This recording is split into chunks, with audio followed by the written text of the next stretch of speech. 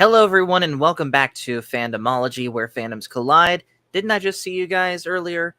Yes, we did do a stream that we just ended, and it was very fun. In fact, I'm going to take these off.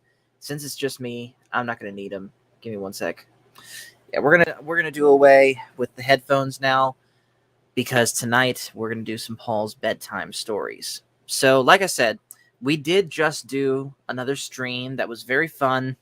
If you haven't missed it, you're going to hear me doing my best, at least for the first 25 minutes or so, to impersonate Coach from Echo Base Network. And I have a feeling I accidentally made him sound like Hank Hill. But we're going to get back into Splinter of the Mind's Eye. We're at Chapter 3. A little bit of a recap from the last chapter before we begin. So it started from Leia's point of view, her and C-3PO, waiting on Luke and R2-D2 to come find them after they crash landed on the planet Mimbon. And eventually the two of them did reunite, and they started making their way through the swamp and eventually find a form of civilization down there.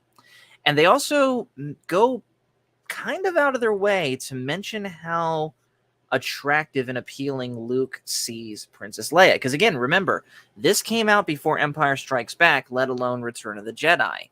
So the idea that Luke and Leia were siblings hadn't even been thought of yet. Let me get some water real quick.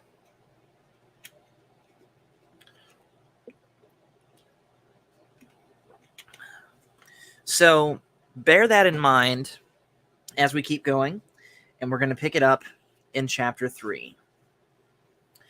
They conversed in whispers as they made their way down the metal walkway toward the better-lit buildings. More and more miners and other figures began to appear, materializing out of the mists. "The town's beginning to come alive," Leia murmured. "They probably run 3 alternating shifts at the mine. Looks like one is just letting out." "I don't know," Luke confessed. "But you've got to do something about your walk. Slouch some more." She nodded, made an effort to comply. Luke tried not to stare at passing faces, afraid one might be staring back at them. "You're still too tense. Relax. There, that's better." They stopped before a reasonably quiet, fairly well-maintained structure that advertised itself as a tavern. "It looks peaceful enough." He turned. "3PO, you and R2 wait out here. No sense in asking for trouble. Find a dark corner somewhere and stay quiet until we come back." "You don't have to urge me, Master Luke," the tall golden droid exclaimed fervently. "Come on, R2." Both droids headed for a narrow passageway between the tavern and its neighboring building. "What do you think, Princess? Should we take a chance?" "I'm starving. We've wasted enough time." She put a hand over the door switch. Immediately, the double doors slid apart. Light and noise and talk, in overwhelming quantities, assailed them instantly. Having exposed themselves, they had no choice but to enter as casually as they could manage. Low booths filled with hectic humanity honeycombed the tavern interior.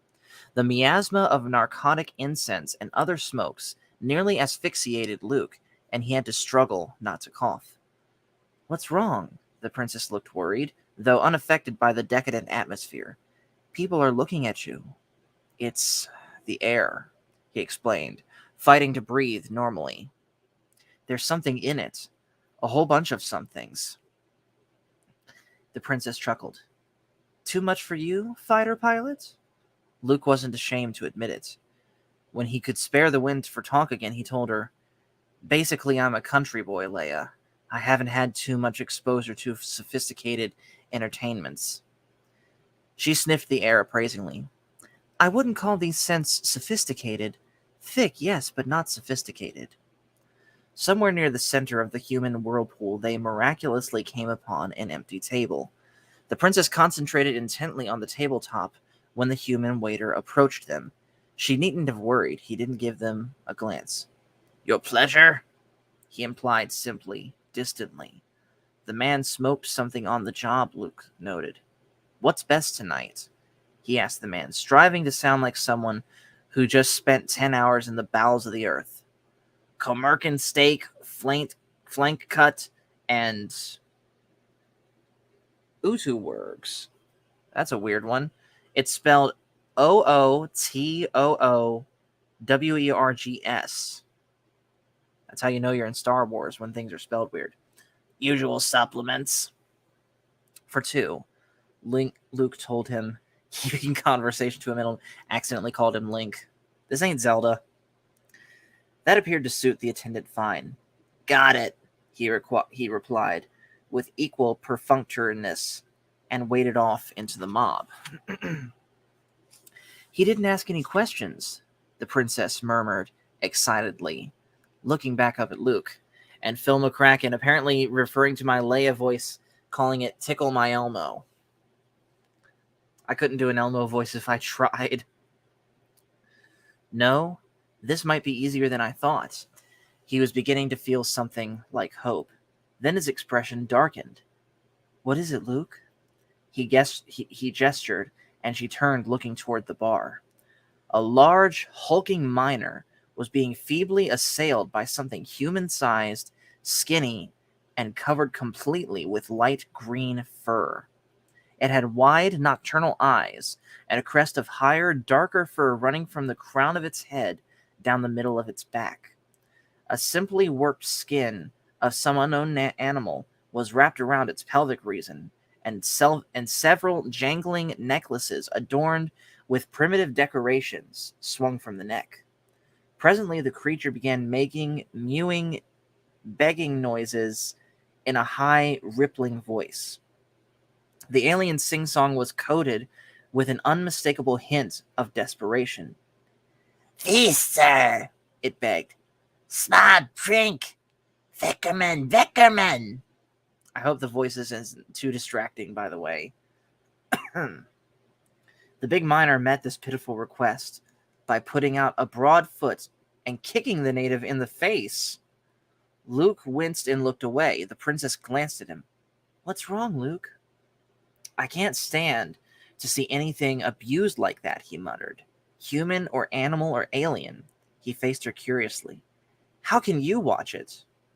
I saw my whole world, several million people destroyed, she responded with chilling matter-of-factness. Nothing mankind does surprises me anymore, except that anyone could still be surprised by it. She turned her clinical gaze back to the scene at the bar. Bootop, the miner bellowed at the aborigine while his companions chortled among themselves. Bootop, Vess!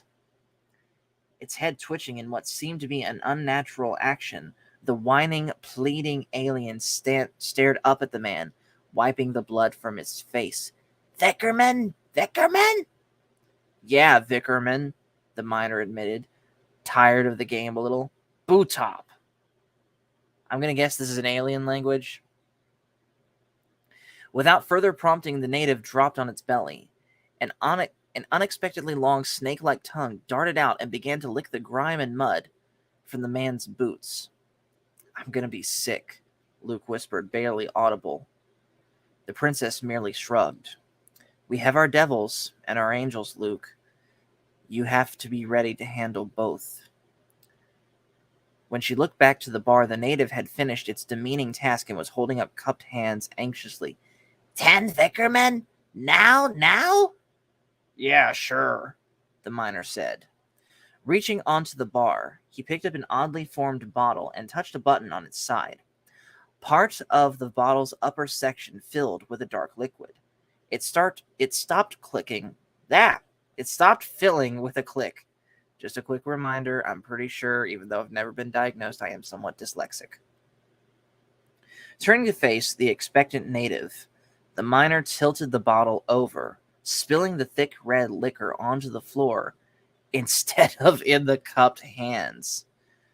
While the men and the women at the bar enjoyed their final laugh at the poor creature's expense, it dropped to a prone position and that amazing tongue flicked in and out like a frog's to lap up the liquor before it retreated into the cracks and depressions in the floor. Unable to watch further, Luke let his curious gaze wander around the large, smoke-filled chamber. Now he saw more of the green-furred bipeds moving about. Many were begging with an air of frantic hopefulness, others engaged in performing some menial task. I don't recognize this race. Neither do I, the princess admitted. They must be native to this world. The Empire isn't noted for the gentleness with which it treats non-allied aborigines.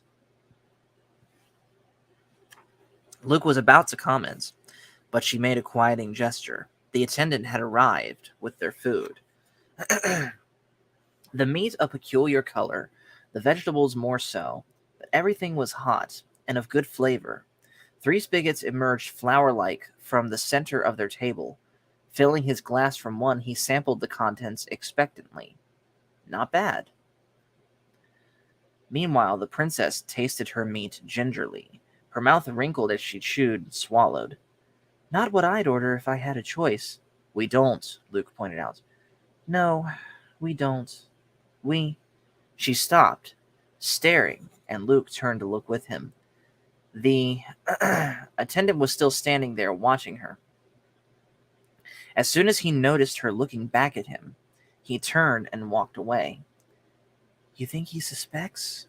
She murmured worriedly. How could he? Your clothes are right. Even I wouldn't recognize you. Partly reassured, Leia bent over her plate and resumed eating. Look, over there, she said. Luke turned, glanced furtively in the indicated directions. The attendant was talking with a tall, urbane man dressed in the uniform of an imperial civil servant. They do suspect, she whispered tightly. She started to stand. I've had enough, Luke. Let's get out of here. We can't rush off, especially if we're being watched, he countered. Don't panic, princess. I said I'm leaving, Luke. Nervous, she started to turn and leave. Without realizing what he was doing, he reached out and slapped her hard across the face. Oh, wow! Luke slapped Princess Leia in this book. Oh my goodness. Without realizing what he was doing, he reached out, slapped her hard across the face, and as heads turned in their direction, said loudly, No favors for you until I am finished eating. One hand went to her burning cheek. Wide-eyed and voiceless, the princess slowly sat back down. Luke frantically attacked his steak as the uniformed Imperial sauntered over them, backed by the attendant at a discreet distance.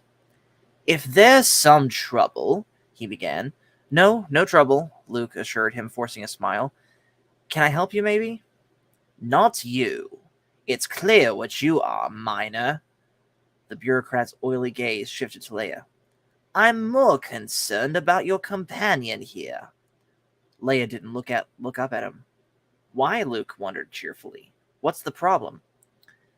Well, she dresses a little like a minor, but as Elaro's here noted, he indicated at the attendant, her hands would seem to indicate some other profession.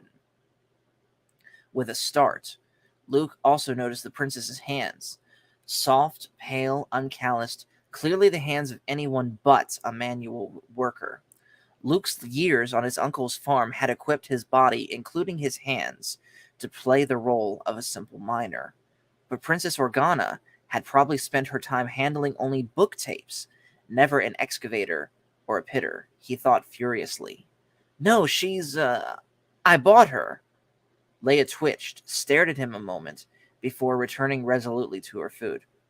Yes, she's a servant of mine. Spent all my earnings on her. He tried to sound indifferent, shrugged as if he returned to his eating. She's not much, of course. Her shoulders shook. But she was the best I could afford. And she's kind of amusing to have around, though she tends to get out of line at times and I have to slap her down. The bureaucrat nodded understandingly, smiled for the first time. I sympathize, young man. Sorry to interrupt your meal. No bother, Luke called as the man returned to his own table. The princess glared at him. You enjoyed that, didn't you? No, of course not. I had to do it. To save us. She rubbed her cheek. And that servant girl story? It was the first logical thing I could think of, he insisted. Besides, it explains you as well as anything could. No one will question you once the word gets around. Gets around? If you think, Luke Skywalker, that I'm going to act as your servant until...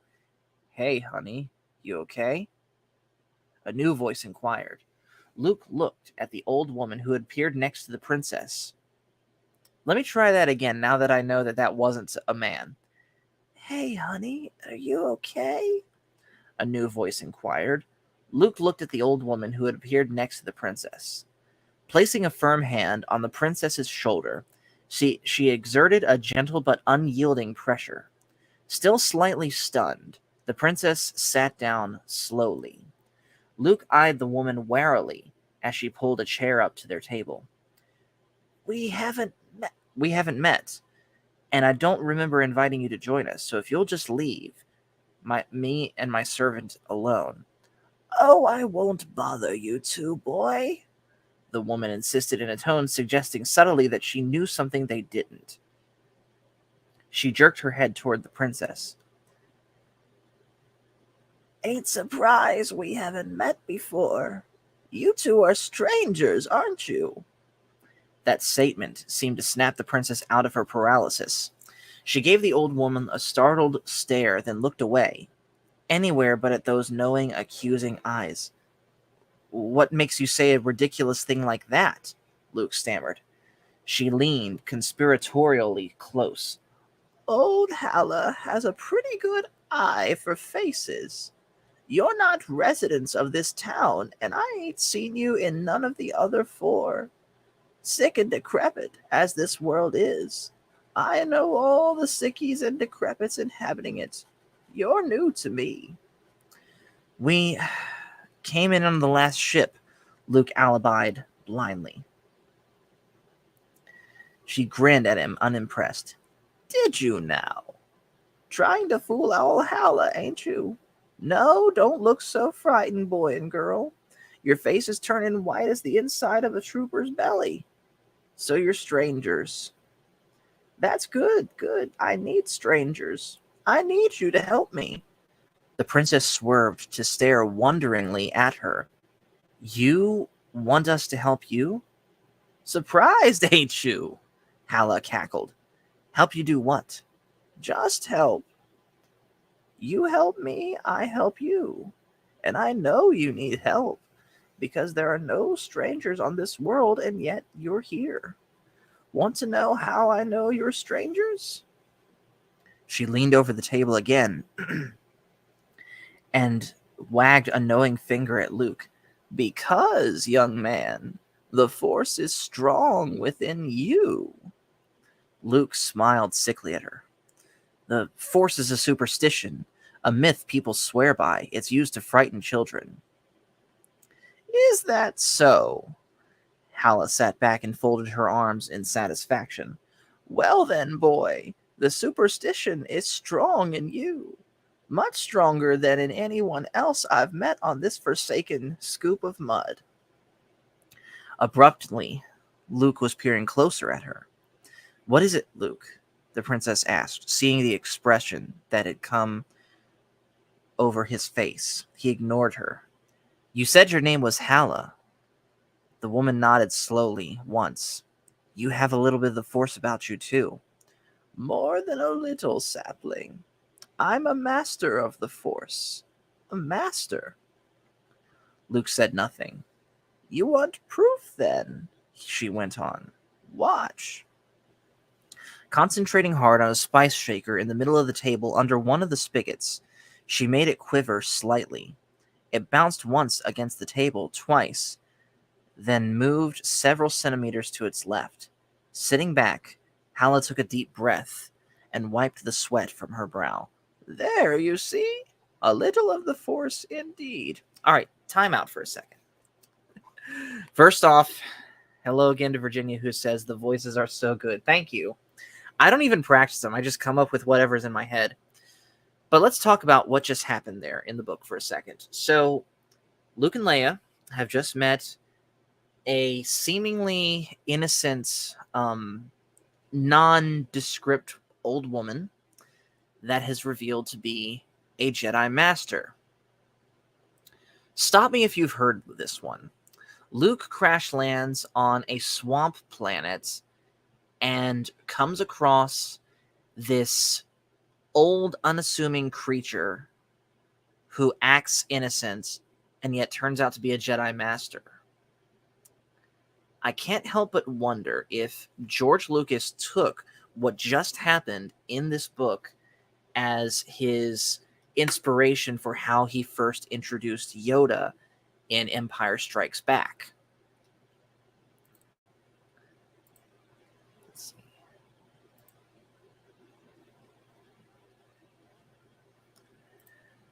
So, with that in mind, let's go back. I'm convinced, Luke confessed, with a curious look towards the curious princess, a look that said he was anything but impressed by such parlor tricks. You do have a lot of the Force about you. I can do other things when I want to, too, Hala answered proudly. Two manipulators of the Force. We're destined to join hands, eh?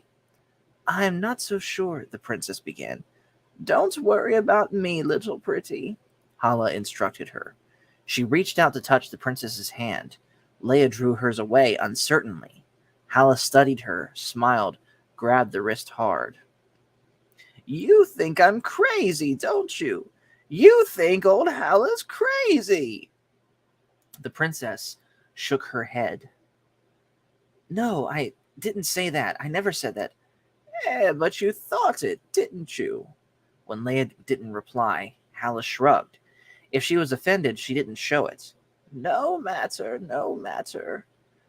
She let go of the princess's wrist, and Leia withdrew it slowly, rubbing it with her other hand. Why do you want to help us? Luke inquired firmly, assuming just for the sake of discussion that we need any help and that your guesses are right. Just for the sake of discussion, boy, she mimicked him. I'll get to that. Tell me what you need from me. Now look, old woman, Luke began threateningly.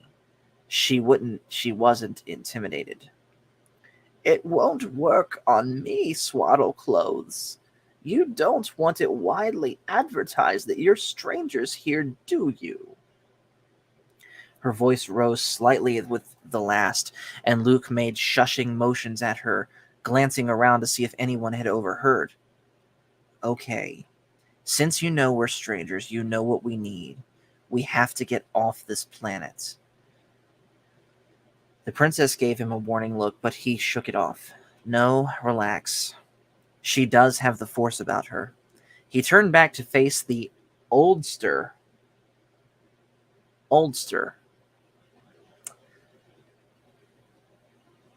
That seems kind of insulting to old people. I don't know if that's something I would use in just casual conversation. Back to the story, though. Just old Hala, the woman declared blankly. And you just want to get off Membon. You didn't pick me a simple one, did you? She frowned slyly. Say, how did you two get here anyways? You can't convince me you came on the regular supply ship. Regular supply ship? Leia exclaimed.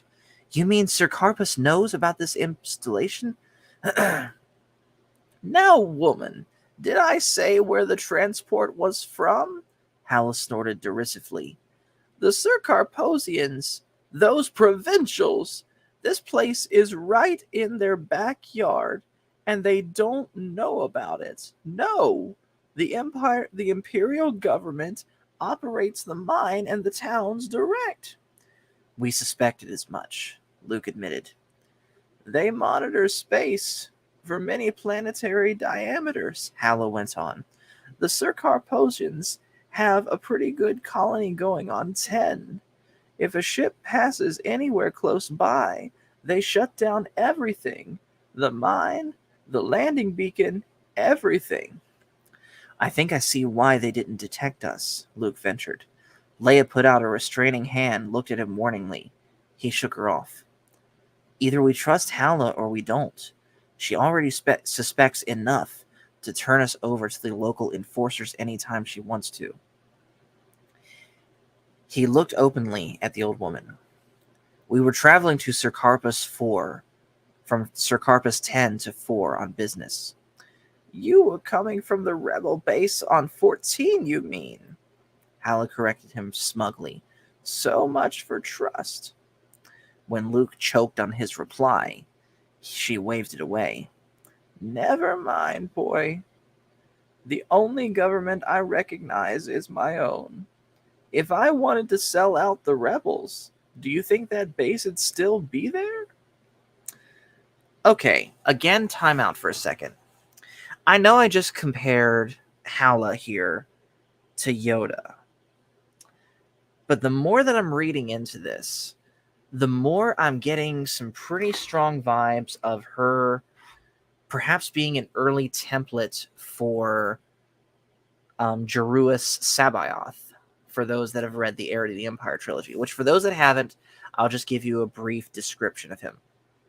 Jeruus Sabaoth is portrayed as this old Jedi master that went insane many years ago, and he was used as the, for lack of a better word, watchdog of the Emperor's storehouse on Tantus.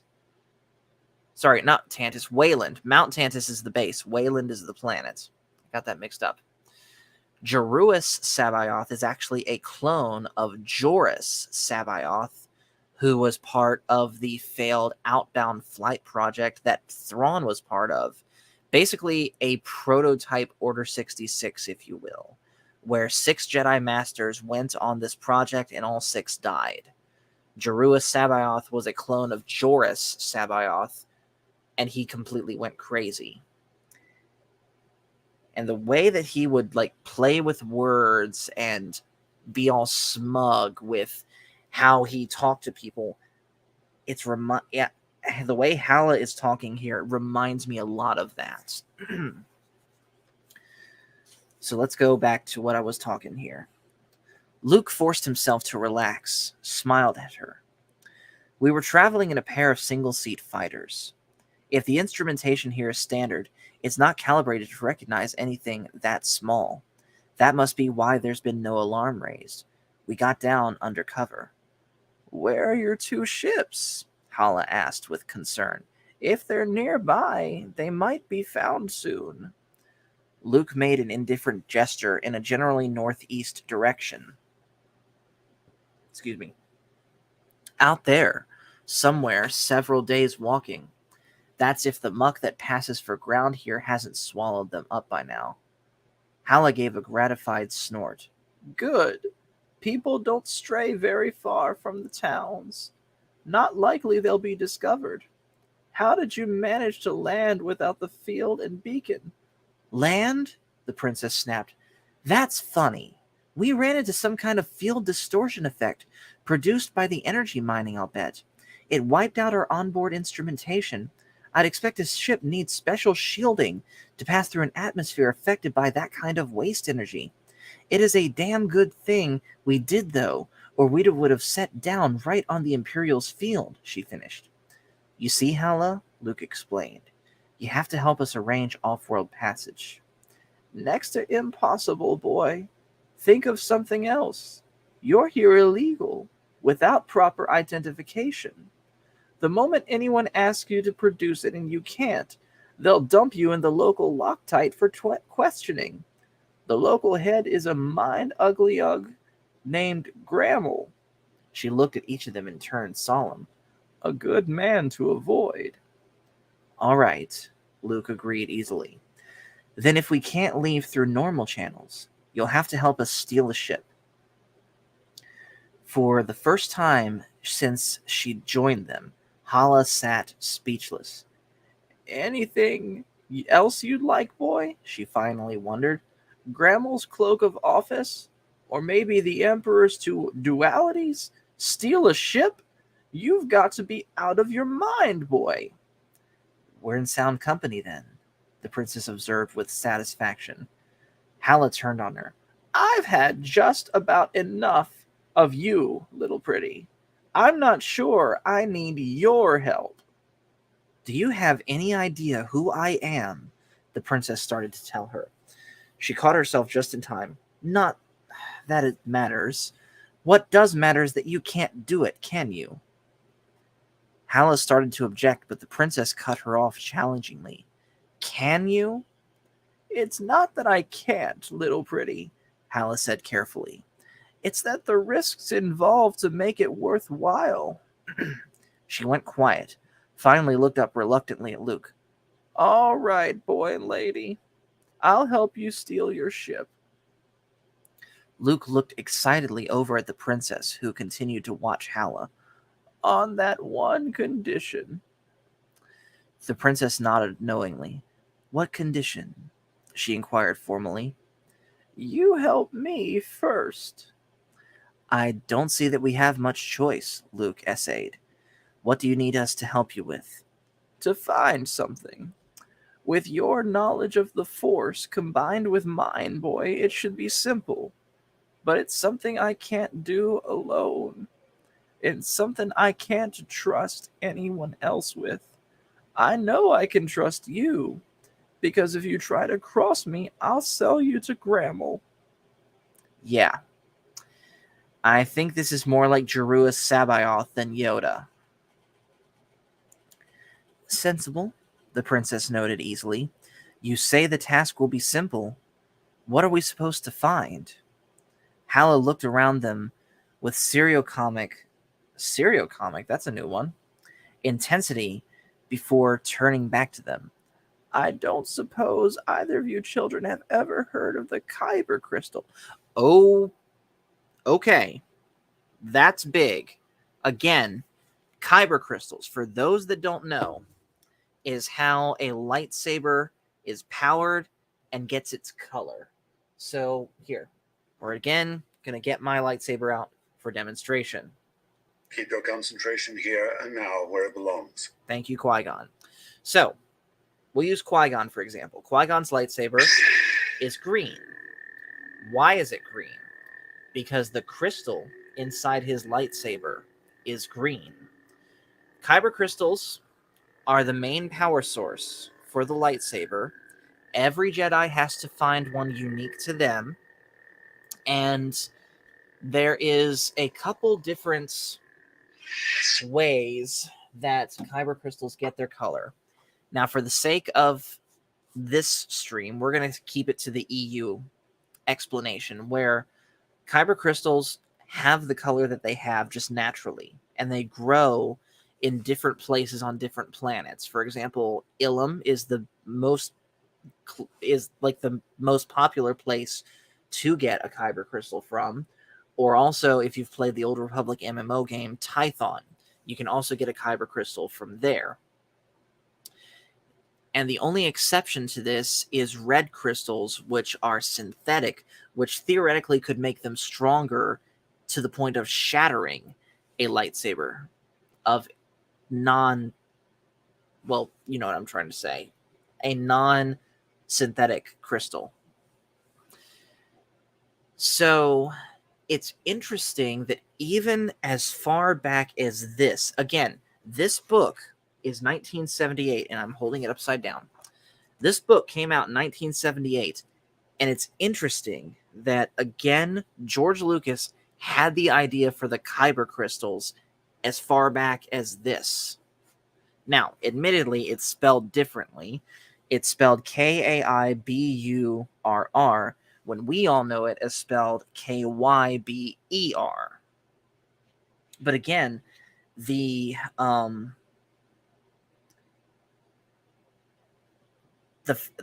fact that this is there this early on in the creation of Star Wars is super interesting. Right so far, Leia admitted, unimpressed. Your ignorance ain't surprising. Only a few people familiar with the exploration of Mimban have heard of it. Sir Carposian xenoarchaeologists, let me try that again, xenoarchaeologists first heard about it on their one and only exploration expedition to the planet. They eventually decided it was a myth, a local tall story concocted by the natives in an attempt to coax more liquor from them. Mostly they forgot it, but it was in the imperial records when the mining outfits set up their hole here. Ac- According to the myth, the crystal is located in the temple of Pomojama. It's a local minor deity, say the greenies I talked with. All sounds plausible. Luke was willing to concede. Where's the temple? A long haul from here. Again, according to the native information I've been able to piece together, Hala went on. This world is rotten with temples. And remember, this Pomojima's a third-rate god. So nobody's been too interested in finding his temple house. Temples, gods, crystals? The princess murmured. Okay, suppose this legendary place does exist, she hypothesized, jabbing an accusing finger at Hala. This kyber crystal, just what is it supposed to be? A big gemstone of some kind? Of some kind, Hala confessed with that sly smile of hers. Interested in spite of yourself, ain't ya? The princess looked away.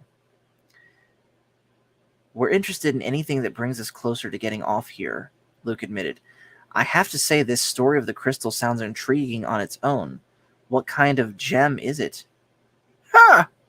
I could care less what kind of necklace it could make for some spoiled noblewoman, boy. She eyed the princess meaningfully before continuing. I'm more interested in a certain property that it's supposed to have. More stories, the princess murmured. How can you be so absolutely convinced, Hala? So certain that the xenoarchaeologists weren't right and that it's all a native tale? Because, Hala returned triumphantly, I have proof.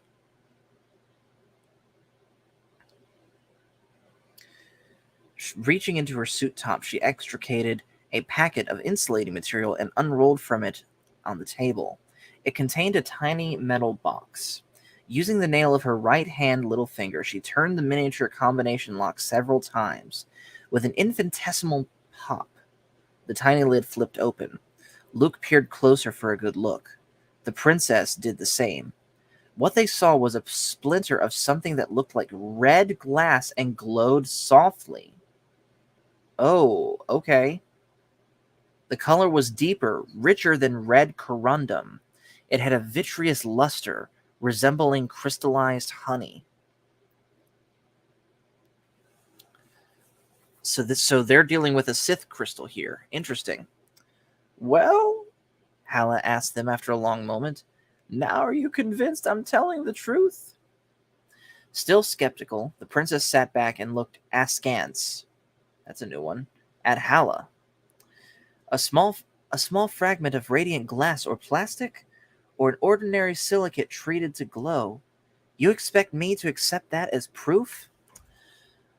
Real quick, Virginia did leave a comment. She says, I'd be curious to know what the tavern sees as this happens and how the other patrons are receiving this. I would expect they're probably, at least for the most part, just ignoring this and too concerned with their own business, and their own drinks. Like, I would honestly akin what's going on here to, at least the way I'm imagining it in my head, is that Luke and Leia right now are in the Star Wars equivalent of the Prancing Pony. And you know how everyone, for the most part, was just completely ignoring the hobbits until Pippin started making a fool of himself and, getting everyone's attention, saying, hey, look, there's Frodo Baggins. That's probably, at least to me, what's going on here. This is a piece of the Kyber crystal itself, Hala insisted, offended by her disbelief. Sure it is, the princess agreed, nodding. Where did you get it? From a greenie, in exchange for a bottle of tipples. Leia gave her a strained look. So you're trying to tell us that one of the primitive, superstitious locals would part with a shard of some half-legendary gem from one of its own temples for a lousy bottle of liquor? It wasn't his ancestors' temple or god, Hala countered with mild contempt. Even if it was, it wouldn't matter. Look at the pitiful things. She gestured to she gestured and she saw the degraded, crawling beggars pleading with patrons for a chance to perform the most servile acts in return for a sip of alcohol. They'll do anything short of killing themselves for a drink, perform the most menial jobs for days for a tenth of a bottle. Maybe you're right, Leia had to admit uncomfortably. Just maybe this could be a piece of what you claim it to be from where you say it came from. I still don't see why you have this drive to go hunting for it, especially if you insist its jewel potential doesn't interest you. Still can't see, can you? Hala murmured. She turned sharply to face Luke. Touch it, boy. Luke hesitated, his gaze moving from the princess to Hala and back again. Hala removed it from the box and extended it out to him in a cupped hand. See, it's not hot. Go ahead, touch it and believe. Are you afraid? I'll touch it, the princess volunteered, extending a finger, but Hala pulled it out of her reach. No! This isn't for you. Touching it would prove nothing to you. She reached out toward Luke again. Go on, boy. It won't hurt you. Licking his lower lip, Luke cautiously probed for the splinter with a finger. Touched it. Time out, water break.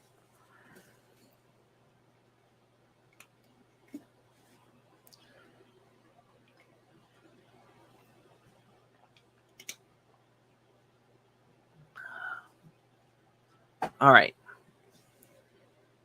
It felt exactly like what it resembled, a piece of glowing, heatless glass. But the sensations that coursed through him did not come from his finger, were not carried by the nerves in his skin. He quickly drew back his arm as if he had contacted a live current. Luke, what is it? The princess exclaimed, suddenly concerned. She stared accusingly at Hala. You've hurt him! No, pretty little mouth. I haven't hurt him. He has been startled and shocked and surprised, much as I was when I first contacted the crystal. Leia faced Luke. What did you feel?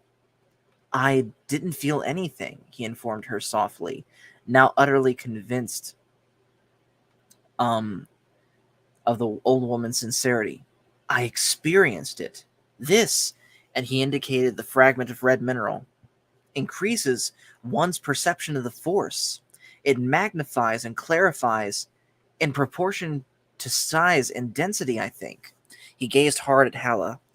Anyone in possession of the entire crystal, if it's much larger than this fragment, would have such a lock on the Force that he could do almost anything at all. Okay, that is very different than what we know the kyber crystals to be, which again, kyber crystals are what powers and gives color to lightsabers. So maybe this is a recycled concept.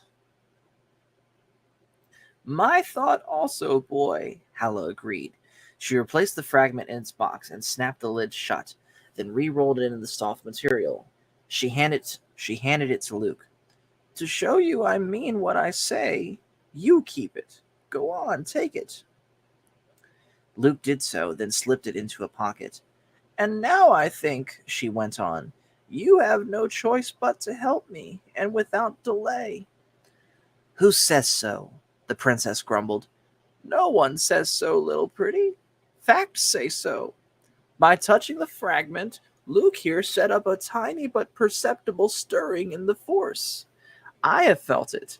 It might have traveled no farther than this tavern, or it might have affected sensitives halfway across the galaxy.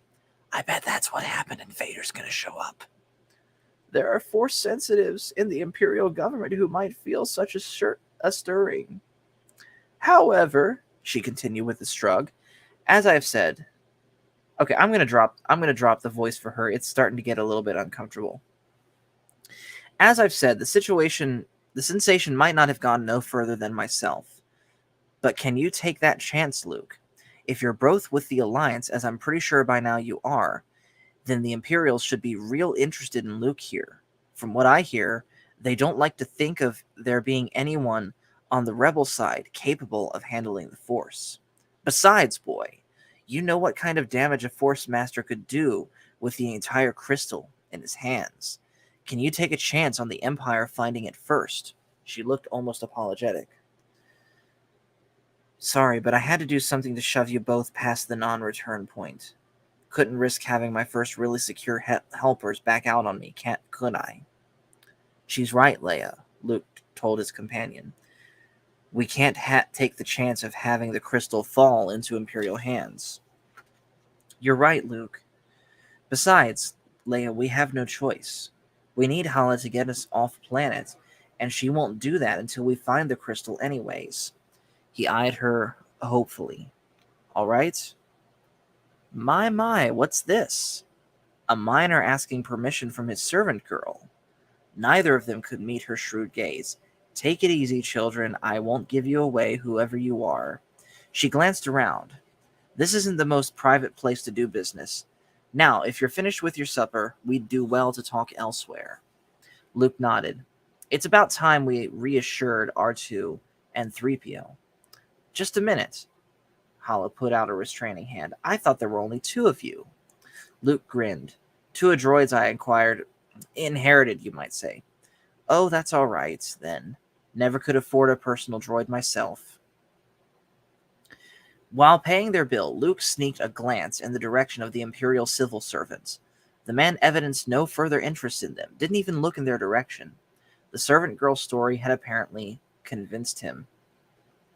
Once outside, with the double metal door panels shut behind him, Leia kicked Luke sharply in the shins. He went staggering, tumbled off the narrow walkway into the mud-filled trench which separated walkway from more solid street. When he recovered his senses, he gazed at her in surprise. Now you look more like a miner, she grinned at him. That's for slapping me inside. No hard feelings? Luke shook some of the mud from his hands, wiped at his chest, then smiled up at her. No hard feelings, Leia. He reached up, extended a hand. The princess leaned forward, her left hand gripping a supporting post, her right hand extended to help Luke. Her caution didn't matter. Luke yanked hard, and she plunged messily into the trench beside him. He sat there, grinning as she turned around, looked down at herself in distress. Look at me! Look what you've done to me! Made you look a little more like a servant girl, he replied easily. Can't be too careful here, you know. Well, in that case, Luke ducked the first handful of gook she heaved in his direction, caught part of the second and grappled with her. Hala was watching, amused, until several large men came out of the tavern behind her. They paused, their attention drawn by the wrestling match in the mud. They were all just drunk enough to be dangerous, and the longer they watched, the quieter they became. Much too quiet to suit Hala. And that is the end of chapter 3.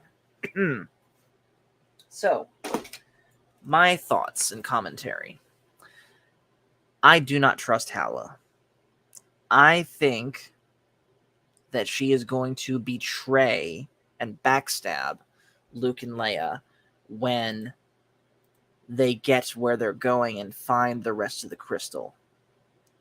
I am surprised that they haven't yet mentioned that the Kyber crystals are what gives power and color to a Jedi's lightsaber. Either George Lucas hadn't specifically thought of that yet, or he had, and they're waiting to make that reveal till later. So this story is getting more and more interesting the more I read it. And yeah, I want to see where it's going next. We're still very much in the early part of the story, so we still got a long ways to go. But we are going to go ahead and stop it now. I know this stream didn't hardly go past 50 minutes, but we are going to go ahead and stop it, considering I just did an hour, like right before this stream started. So thank you guys once again for watching. Make sure to hit like and subscribe if you haven't already, and we will talk to you later.